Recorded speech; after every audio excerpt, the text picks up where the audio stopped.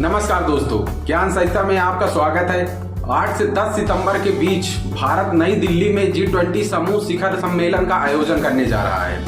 इस शिखर सम्मेलन का आयोजन भारत में होना भारत के लिए बहुत बड़ी बात है, क्योंकि 8 से 10 सितंबर के बीच में दुनिया के टॉप 20 देशों के राष्ट्र प्रमुख एवं विभिन्न अंतर्राष्ट्रीय संगठनों के हेड भारत में आने वाले हैं। इससे भारत की अंतर्राष्ट्रीय स्तर पर एक बहुत मजबूत छवि पेश होगी।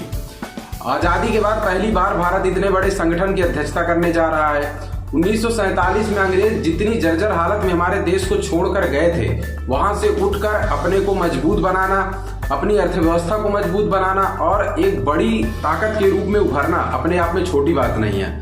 क्योंकि अगर हम कमजोर होते, हमारी अर्थव्यवस्था कमजोर होती, तो इस तरीके के संगठन की अध्यक्षता हमें कभी मिल ही ना पाती। और पहली बात तो ये है कि इस तरीके के संगठन के हम हिस्सा ही नहीं हो पाते।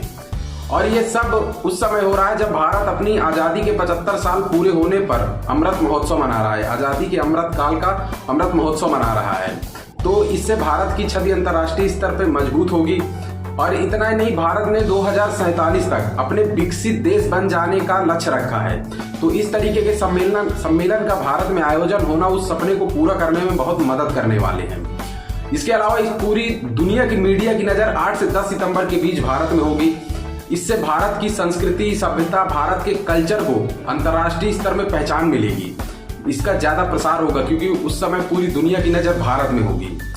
भारत ने भी इस कल्चर को बढ़ाने और इस G20 की अध्यक्षता के मामले से अपने देश की एक अच्छी छवि पेश करने, अपने हितों को साधने के लिए पूरी तैयारी कर रखी है। प्रगति मैदान का भारत मंडपम इस सम्मेलन के आयोजन के लिए सजकर पूरी तरीके से तैयार है। जो राष्ट्र प्रमुख आने वाले हैं, जो हेड आने वाले हैं, उन मेहमानों की देखरेख के लिए, उनकी सुरक्षा के लिए बहुत पुख्ता इंतजाम किए गए हैं। 8 से 10 सितंबर के बीच नई दिल्ली में कोई परिंदा भी पग नहीं मार सकता, इतनी कड़ी सुरक्षा की गई है। जो मेहमान आएंगे उनके लिए ऑडी कार बुक की गई है जो कि बुलेट प्रूफ होगी। स्कूल कॉलेज बंद कर दिए गए हैं, मॉल बंद कर दिए गए हैं, बाजार बंद कर दिए गए हैं। नई दिल्ली एरिया के बाहर के लोग जा नहीं सकते। यानी मेहमानों की सुरक्षा के पूरे पुख्ता इंतजाम किए गए हैं, क्योंकि दुनिया के ताकतवर राष्ट्रों के राष्ट्र प्रमुख आ रहे हैं, तो उनकी सुरक्षा की भी बहुत बड़ी चुनौती होती है। जब भारत सफलतापूर्वक इस सम्मेलन का आयोजन कर लेगा, इससे दुनिया के सामने भारत की सुरक्षा व्यवस्था की भी मजबूत छवि पेश होगी, जो कि भारत में निवेश, व्यापार एवं बिजनेस के लिए एक बहुत फायदे की चीज होगी। यानी भारत की जब छवि एक मजबूत और सुरक्षित राष्ट्र के रूप में होगी, इससे भारत में निवेश करने वाली कंपनियां भी निडर होकर भारत में निवेश कर सकेंगी। चलिए अब बात करते हैं कि भारत जिस G20 समूह के शिखर सम्मेलन का आयोजन दिल्ली के प्रगति मैदान में करने जा रहा है, वह G20 समूह है क्या? तो G20 दुनिया के 20 बड़ी अर्थव्यवस्था वाले देशों का एक समूह है। G20 का गठन वर्ष 1999 के दशक के अंत के वित्तीय संकट की पृष्ठभूमि में किया गया था। इसका उद्देश्य दुनिया की 20 बड़ी अर्थव्यवस्थाओं को साथ लाकर वैश्विक वित्तीय स्थिरता को सुनिश्चित करना है। G20 का महत्व तो इस बात से समझिए कि G20 देशों में दुनिया की 60% आबादी रहती है। G20 देश वैश्विक GDP के 80% भागीदार हैं और वैश्विक व्यापार में इनकी हिस्सेदारी 75% है। 2022 में G20 की अध्यक्षता इंडोनेशिया ने की थी, 2023 में भारत कर रहा है और 2024 में ब्राजील करेगा। इसलिए इनको ट्राइका देश कहा जा रहा है। यानी G20 समूह के अंदर एक ट्राइका देशों का समूह होता है जो G20 का एजेंडा कंटिन्यू रखने में मदद करता है। एक वो होता है जिसने पिछले साल अध्यक्षता की होती है, एक वर्तमान में कर रहा होता है और एक अगले साल जो अध्यक्षता करेगा। इन 3 देशों को मिलाकर G20 समूह के भीतर एक ट्राइका समूह होता है। जो देश अध्यक्षता करता है वो ट्राइका समूह के देशों के साथ मिलकर बातचीत का एजेंडा तय करता है। यानी सम्मेलन में किन मुद्दों पर बातचीत होगी, इसका एजेंडा तय होता है। भारत ने इस साल जो सम्मेलन होने जा रहा है उसके लिए जो एजेंडा तय किया है, उसकी जो लिस्ट बनाई वो कुछ इस प्रकार है। पहला है समावेशी, न्याय संगत और सतत विकास।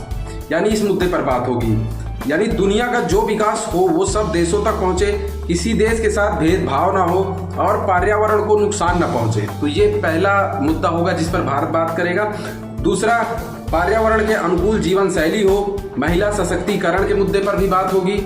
स्वास्थ्य, कृषि, शिक्षा, पर्यटन, तकनीक, जलवायु परिवर्तन, वैश्विक खाद्य सुरक्षा, ऊर्जा सुरक्षा, वैश्विक शांति, आपदा जोखिम जैसे और भी दूसरे जरूरी मुद्दों पर इस समूह में बात होगी। यानी जो भारत में सम्मेलन होगा इस बार G20 समूह का, उसमें इन सब मुद्दों पर बातचीत होगी।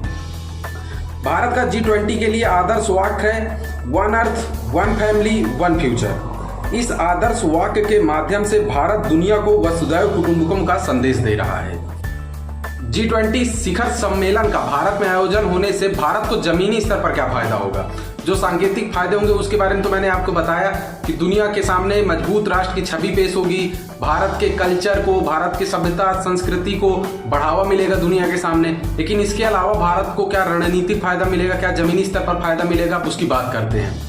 भारत दुनिया के सामने एक मजबूत राष्ट्र के रूप में अपनी छवि पेश करना चाहता है। दुनिया के बड़े बड़े वैश्विक मुद्दे, चाहे वे आर्थिक हो, रणनीतिक हो या तकनीकी हो या युद्ध और शांति से जुड़े मामले हो, इन सब मुद्दों को सुलझाने में मदद कर भारत अपनी महाशक्ति की छवि मजबूत करना चाहता है। G20 की अध्यक्षता भारत के इस उद्देश्य को सफल करने में बहुत मददगार साबित होगी।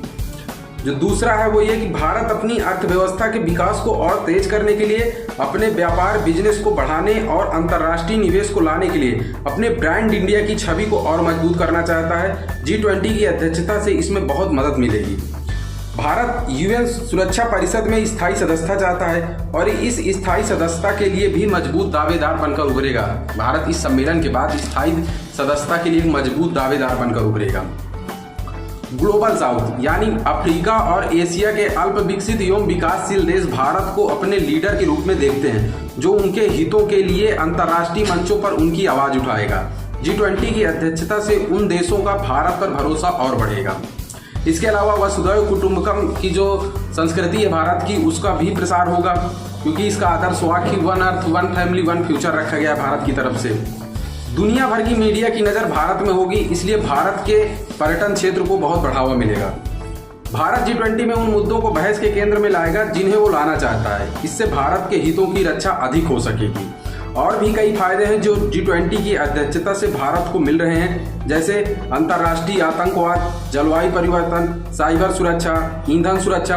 इन मुद्दों से जुड़े अपने हितों के लिए अच्छे से आवाज उठा पाएगा भारत, क्योंकि भारत के पास इस बार अध्यक्षता है, तो भारत एजेंडा तय करने में बड़ी भूमिका निभा रहा है, तो भारत अपने हित वाले मुद्दों को भी बहुत अच्छे से इस सम्मेलन में उठा पाएगा।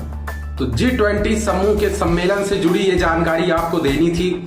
इस बार के सम्मेलन में लगभग सभी राष्ट्र आ रहे हैं, इसलिए भारत का ये सम्मेलन सफलतापूर्वक पूरा हो जाएगा, इसकी पूरी उम्मीद है। सिर्फ रूस के राष्ट्रपति पुतिन और मैक्सिको के राष्ट्रपति नहीं आ पा रहे हैं। पुतिन तो रूस यूक्रेन युद्ध की वजह से नहीं आ पा रहे हैं, और जो मैक्सिको के राष्ट्र प्रमुख हैं वो कुछ व्यक्तिगत कारणों से नहीं आ पा रहे हैं। बाकी सभी राष्ट्र प्रमुख आएंगे, सभी बड़े अंतर्राष्ट्रीय संगठनों के प्रमुख आएंगे। इससे भारत के इस आयोजन के सफल होने की पूरी उम्मीद है। तो G20 से जुड़ी ये जानकारी आपको देनी थी। तो चलिए फिर मिलते हैं किसी नए वीडियो में नए टॉपिक के साथ। धन्यवाद।